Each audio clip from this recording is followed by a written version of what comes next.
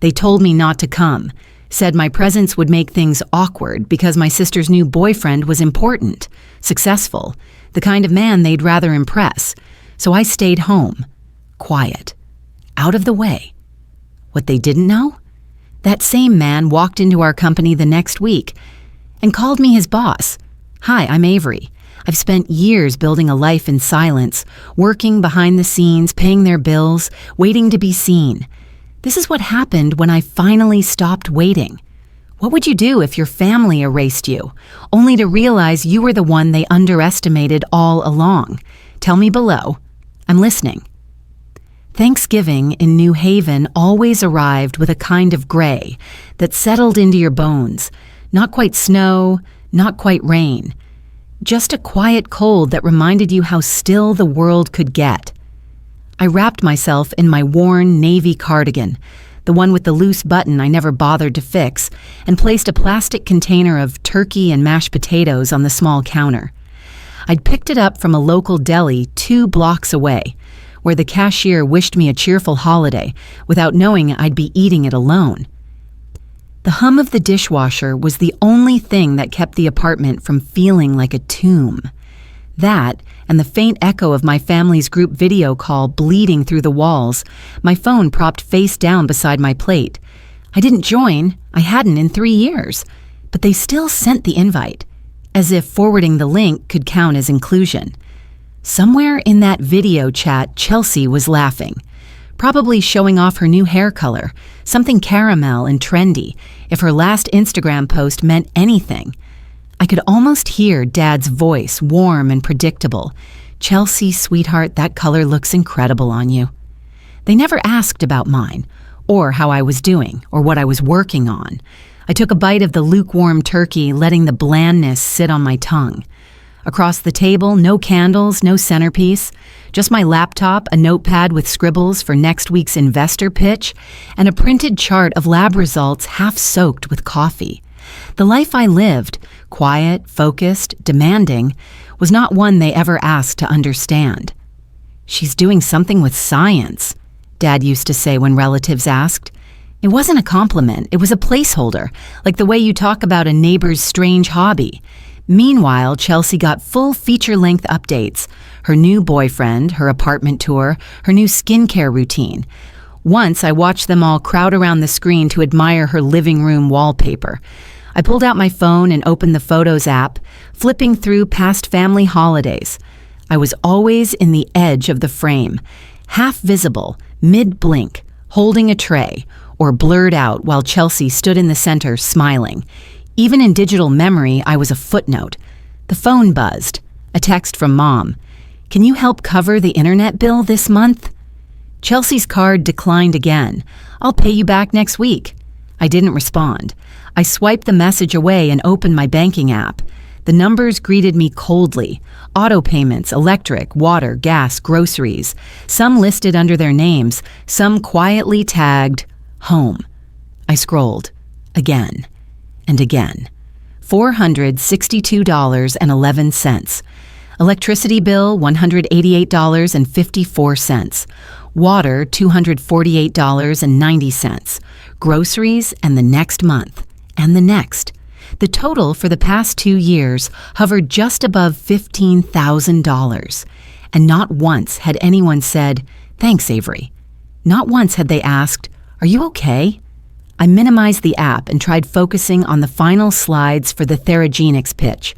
We were entering a new funding round, and I was supposed to sound visionary, grounded, and enthusiastic about immune-specific nano-delivery systems.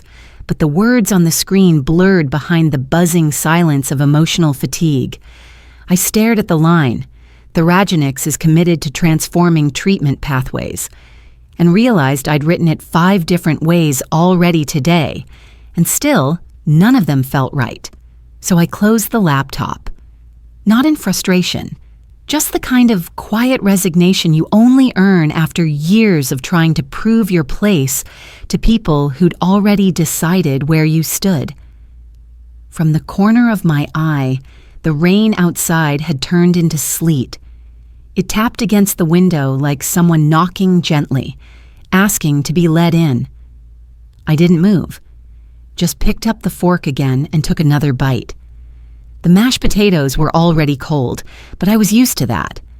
Aunt Diane had sent a card the week before, a real one, with a watercolor pumpkin on the front and a note that said, "Thinking of you, kiddo. Hope you're staying warm." She'd never taken sides. She just kept showing up in small, forgettable ways that somehow felt more human than anything else. I set the card upright against the salt shaker, like a little guest at the table. It made the meal feel less empty. After dinner, I rinsed my single plate under warm water, the steam rising up to fog the bottom of my glasses. My hands moved automatically. Scrub, rinse, dry, put away. A routine with no applause, no recognition, just life, steady and unadorned. And then my phone lit up again. A voicemail. I didn't need to check the name. I already knew.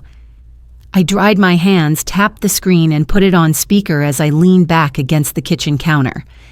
"Hey, honey," Mom began, her voice breezy, already moving past any chance for warmth.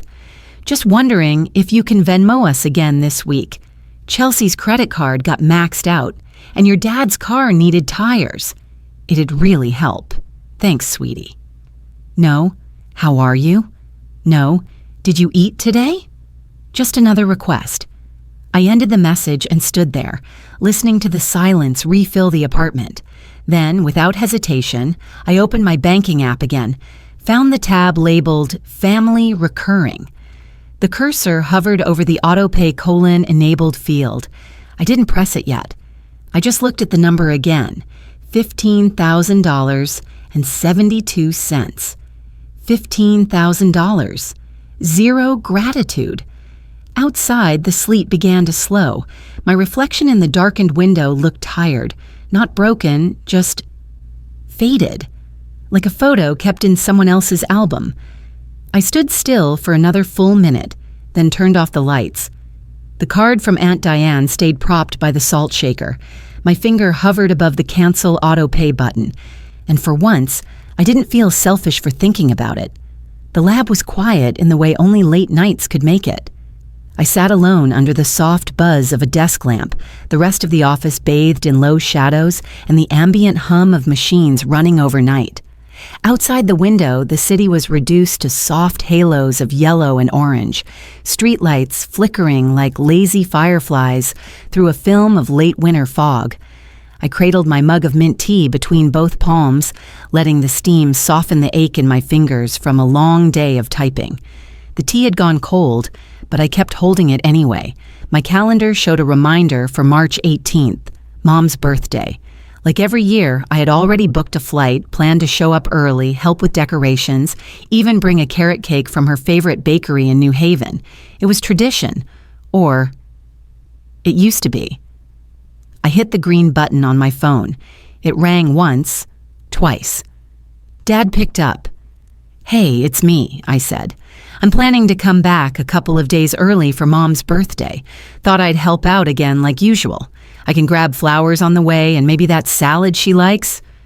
There was a pause. Not silence, just that subtle kind of hesitation that says more than words. "I just think, this year, it might be better if you stayed in New Haven." My throat tightened, but I kept my voice level. "Why?" "It's just," he sighed. "Chelsea's bringing someone important. He's a CFO at a major firm. Very well spoken. Sharp dresser. It's kind of a big deal." I stared at the blinking cursor on my laptop, waiting for more. None came. "And?" I asked. "Well," he said, shifting tone like he was placing an order at a drive-thru. "You know how things can get. We don't want it to be awkward." My hand gripped the side of the desk. "Are you saying I make the family look bad?" "I'm saying," he replied, "it's best for everyone." That was it. No sugarcoating, no false apologies, just logistics. And then, he added, calm as a weatherman reporting rain, "If you insist on coming, don't call me your daughter." Click. The line went dead. I sat there, phone still in hand, the words replaying not in sound but sensation, a dense pressure behind my ribs, like I had swallowed the sentence whole and it refused to dissolve. I didn't cry. I didn't scream. I just breathed, slowly. One inhale, one exhale, as if teaching my body how to keep going when the ground it knew no longer existed. It wasn't new, this kind of exclusion. Not really. Years ago, Dad told me I should try dressing a little more like Chelsea. Maybe something with color, smile more, look presentable. I stopped trying after that. And maybe, deep down, they stopped seeing me as family the moment I stopped performing for them. I turned back to the laptop and opened a different tab, my bank account. Scrolling past the usual categories, I went straight to the list labeled Recurring Family. Electricity, water, internet, groceries, miscellaneous, Chelsea's card. Each payment date lined up like obedient soldiers, never late, never skipped. I clicked on the electricity bill first. Autopay enabled. Cancel? Yes. Then the internet. Cancel. Then the water. Cancel. Then everything else. It was not anger. It was not revenge. It was precision. Surgical. Clean. The kind of decision you make when you realize loyalty, when unreciprocated, turns into a leash. And I had been leashed long enough. I refreshed the page and watched the red lines stack neatly across the screen. Autopay canceled successfully. Outside, a car honked faintly in the distance. Someone's life continuing, unaware that mine had just tilted a few degrees permanently. My phone buzzed again. A new text from Chelsea. Hey, just so you know, Mom wants this to be a drama-free night. Don't stir things up, okay? No hello. No, how are you? Just the usual message. You're the problem. Act accordingly. I set the phone down, screen facing the desk. No sound, no vibration, just stillness. In that moment, I realized something sharp. My family didn't need me to be okay. They needed me to stay convenient. And that convenience had just been discontinued. I leaned back, letting the silence of the office settle over me like a heavy blanket. Somewhere beyond the hallway, a printer clicked once, then stopped. The only sign I wasn't the last soul in the building. I thought about the carrot cake order I'd already placed. I'd have to cancel that, too. Then my laptop pinged, a soft notification from the internal work portal. Subject, new transfer notification. From HR Dep 2, Avery Morgan Transfer, effective April 4th, 2022. Employee Ryan Collins, Director of Finance, NJ Office, New Haven HQ. I blinked. The name felt familiar, like a note I'd heard once in passing. Ryan Collins. It didn't mean anything yet, not really, but something, some gut instinct, told me that name wouldn't stay quiet for long. The day Chelsea introduced her boyfriend to the family, the power went out. The Wi-Fi crashed, and my phone wouldn't stop buzzing. I wasn't surprised. I had canceled every utility linked to their home 2 weeks prior. It had taken less than 15 minutes, 4 clicks, 2 logins, and a final breath I hadn't realized I was holding. But now, I sat by the window in my apartment, legs tucked under a soft throw blanket, cinnamon tea cupped between my palms. The scent reminded me of winters growing up. Baking cookies with Aunt Diane while the rest of the family fussed over Chelsea's dance recitals or college application photos. Diane always let me lick the spoon first. She said it was the quiet ones who knew how to appreciate the details. Outside, light spilled across the rooftops in that hazy mid-afternoon way, soft and golden. My cat, Toby, was asleep on the sill, paws twitching in a dream. The apartment smelled like cinnamon, pine-scented cleaning spray, and freedom. I glanced at my phone. 17 missed texts, 3 voicemails, 1 incoming call, Mom. I let it ring out. The next message popped up, urgent and frantic. Mom, power's out, guests arriving, call the provider ASAP. Dad, Wi-Fi down, kitchen's a mess. Your mom is overwhelmed. Chelsea, are you seriously ignoring us today? You're being petty. I put the phone down, screen first, onto the armrest. The vibration continued, a soft, persistent hum against the fabric. But here, in my space, It sounded no louder than a fly against glass. I took a slow sip of tea. The warmth moved down my throat in gentle waves. I had steeped it for exactly 5 minutes, just long enough to coax the flavor out without bitterness. That kind of balance took years to learn. The last time I showed up for Chelsea's big event, I spent $400 fixing a broken boiler the morning of her graduation brunch. No one mentioned it. No one even noticed I'd arrived sweaty, rushed, and smelling vaguely of copper and basement mold. They only had eyes for the perfectly arranged hydrangeas and the mimosa bar. So, no. I didn't feel guilty now. The call came from Aunt Diane next. I paused, thumb hovering. Then I answered.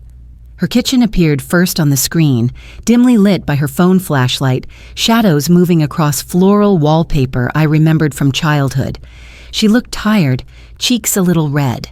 A spoon clinked against ceramic behind her. "Hi, honey," she said gently. "Your mom's in a panic. The whole house is dark, no internet. Chelsea's freaking out." I nodded but said nothing. My other hand cupped the side of my tea, feeling the ceramic's comforting heat. "I thought I'd check in," she continued. "Chelsea's boyfriend just arrived." I didn't ask who he was. Instead, I took another sip. And then over Diane's shoulder, a new figure appeared. Tall, neat hair, crisp charcoal gray blazer. He leaned into the camera, eyes narrowing, lips parting as if seeing something that didn't fit. "Avery," he said slowly. My name, spoken like a question, like a revelation. "Yes," I replied evenly. "Avery Morgan." His eyes widened. Wait, you're the co-founder at Theragenics." I didn't move. "That's right." The silence that followed was thick, nearly audible through the speaker. Chelsea's voice cut in from somewhere off-screen. "Who are you talking to?" Ryan turned his head but didn't answer. Instead, he looked straight at the camera again. "She's my direct supervisor," he said. Then another voice. Dad's. Too close to the mic. Too loud. "Wait, what?" I saw Mom's figure pass in the background, hands waving. Someone dropped a tray. The camera jostled. For a split second, the screen was a blur of motion, overlapping voices, gasps, and confusion. Chelsea stepped into view, her mouth open mid-sentence. Then she saw me. Everything stopped. Her face paled, mouth frozen. She looked like she was trying to swallow air that wouldn't come. I offered the smallest of smiles, not smug, not cold, just whole. "I hope the party goes well," I said quietly. Then I ended the call. The screen turned black. The apartment returned to stillness. I set the phone down again, this time gently, as if sealing the moment inside the silence. My tea was still warm. Toby stretched beside the window and rolled onto his side, unconcerned. For the first time, they had seen me, really seen me. Not as the quiet girl who always paid, who always showed up early, who fixed the messes and disappeared before the thank yous, but as someone they couldn't box in, someone whose absence made a dent they didn't know how to fill. And I hadn't raised my voice, hadn't made a scene, hadn't said a single cruel word. I just stayed home. Funny how the most powerful thing you can do is sometimes nothing at all. By the time the sun had fully dipped below the rooftops of New Haven, my apartment had folded itself into quiet amber tones. I hadn't turned on the overhead lights, just the lamp in the corner, casting soft shadows across the bookshelf and onto the hardwood floor. Toby had claimed the warmest spot by the radiator, his tail twitching faintly in his sleep. My phone lay beside me on the couch, face up this time. The notifications were relentless. "Mom, 8:03 p.m. You humiliated us in front of everyone. Dad, 8:07 p.m. You chose this. Don't pretend you didn't know what you were doing. Chelsea, 8:12 p.m. I can't believe you didn't warn me. He's barely spoken to me since. Chelsea, 8:14 p.m. Do you feel good about this? Are you happy now?" I didn't reply. The cinnamon tea on the coffee table had long gone cold, but I still reached for it out of habit. The smell was comforting, familiar. the kind of ritual that didn't demand anything of me. I turned on a soft jazz playlist, letting the saxophone bleed through the silence. It wasn't to drown out the noise, it was to remind myself that there was a world outside those messages, a world where not everything had to be explained or fixed or made palatable for other people's comfort. I thought of Mom's voice last Christmas, the one time we spoke. "Chelsea needs to shine, Avery. You're strong. You don't need the spotlight." As if being invisible was something I had chosen, as if I should be proud to be the background for someone else's performance. The phone buzzed again, this time a voicemail. Chelsea's voice crackled through the speaker, shaking slightly, almost theatrical in its rawness. She started, then paused to sniffle. "You could have told me. You knew he worked for you. You knew how important this day was for me." A deep breath. He's acting distant now, cold, like he doesn't trust me anymore. He says he feels embarrassed. I don't even know what that means. Did you say something to him? The message continued, rising, falling, circling around apologies that never quite landed. It wasn't really about me. It was about what I had ruined, or what she thought I had. There was no acknowledgement of the months of silence, of the unpaid kindnesses, of the birthday party I had once flown cross-country to attend, only to be asked to take photos, not be in them. When the voicemail ended, I sat still for a while. Let the quiet resettle. I reached for my laptop, not to work, but to check emails. The inbox had thinned, most messages sorted by tags and folders. But one subject line stood out in bold. Subject, yesterday from Ryan Collins, sent 6:41 p.m. I clicked. "Avery, I don't know how to begin this message, so I'll keep it simple." I didn't know. Not about you, not about what you've been through, not about how much I've been kept in the dark. When I saw you on that screen, I felt like everything I thought I understood about Chelsea, your family, and maybe myself, shifted. You didn't say much. But sometimes silence is the loudest thing in the room, and I heard it, loud and clear. I respect you, for your work, for your clarity, for your grace. I hope this message doesn't cross any lines. I just needed to say it. Ryan, I read it twice. Then, without thinking too hard, I replied, "No need to explain. I lead. You do your part. That's enough. Short, professional, fair." I closed the lid of the laptop gently, like ending a conversation without a word. I glanced at the window. Rain was starting again, fine needles against the glass. The street below was quiet except for the occasional sound of tires slicing through puddles. The phone buzzed again. "Chelsea, 8:46 p.m. Can you please talk to him for me? Just explain. Tell him I didn't mean for it to happen like this. He's still mad. I know he is." Chelsea, 8:47 p.m. "You're his boss. You have influence. Please, just help me fix it." I opened the message thread and hovered over the keyboard. My fingers moved on instinct. He left because of what he saw, not because of anything I said. I stared at the text. It was true, every word. And yet, I hit back, deleted the draft. Not because I doubted it, but because I didn't need to say it. Not anymore. There was a time when I would have jumped at the chance to explain, to ease the tension, to be the bridge between broken things. But now I saw that bridge for what it was, one I'd built alone, walked alone, carried weight across alone, and I was tired of being the only one reinforcing the beams. Some messages weren't mine to send, some repair jobs weren't mine to start, and just maybe some silences didn't need to be filled. The music shifted to a slower melody, something with long piano notes and a gentle thrum of bass. Toby stretched, rolled over, and blinked lazily at me before closing his eyes again. I pulled the blanket over my lap and leaned back.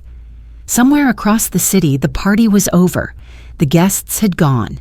The cake was half eaten, and the stories being told would already be shifting, edited, softened. Maybe I'd be the villain in this chapter. That was fine. At least this time, I wasn't the ghost. I hadn't heard their voices in months until they showed up on my doorstep, holding a Tupperware of cold lasagna and a printed proposal. They didn't call ahead, just knocked.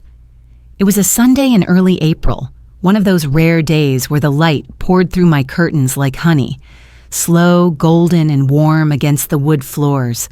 I'd just finished rearranging the bookshelf, something I always did when I was anxious. The tea kettle on the stove had begun to whisper. When I opened the door, I wasn't startled. Not really, just curious. Curious how people could disappear from your life, cut the cord themselves, then come back as if the silence never existed. "Hi, honey," Mom said, voice tight and polite. She held out the container like an apology made of pasta. "We thought we'd stop by." Behind her, Dad looked the same as ever. Broad shoulders, worn leather jacket zipped halfway, eyes scanning my apartment as if trying to remember where he left something the last time he was here. I stepped aside, said nothing.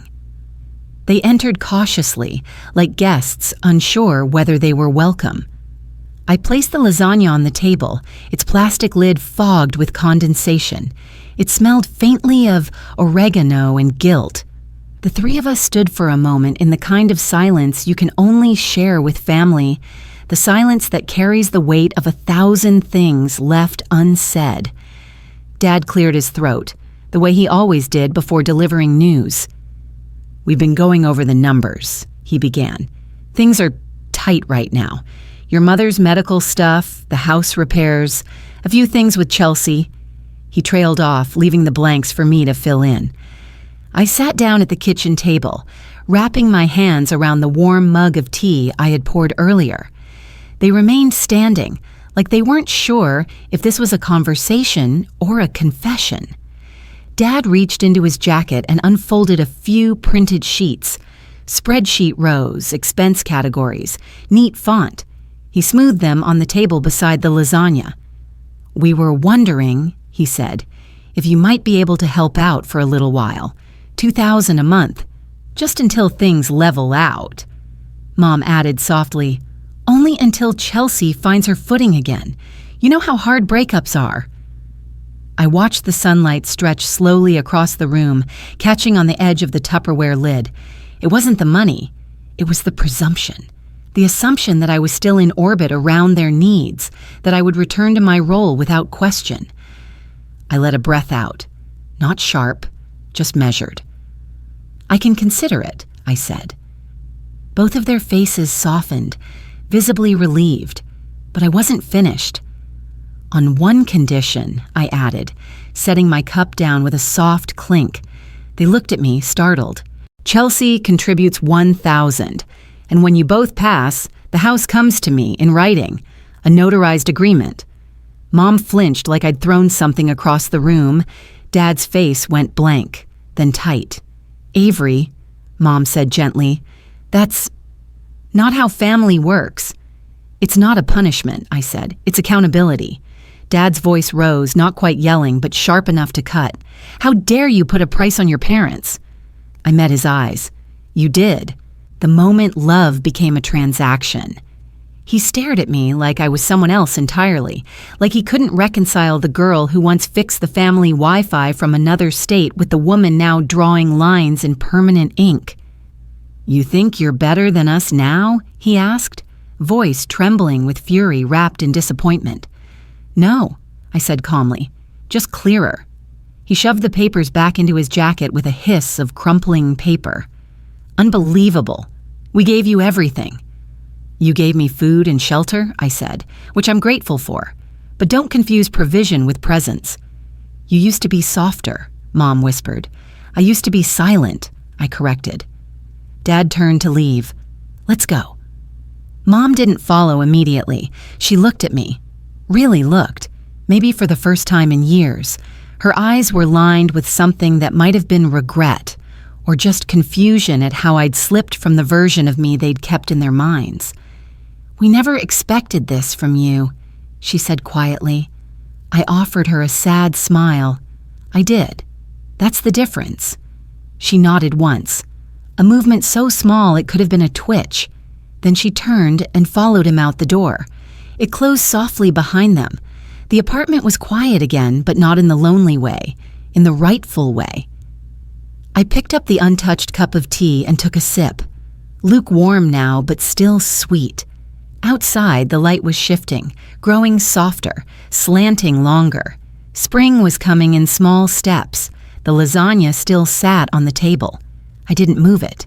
Let it be what it was, a symbol of an old kind of love, wrapped in plastic, offered cold.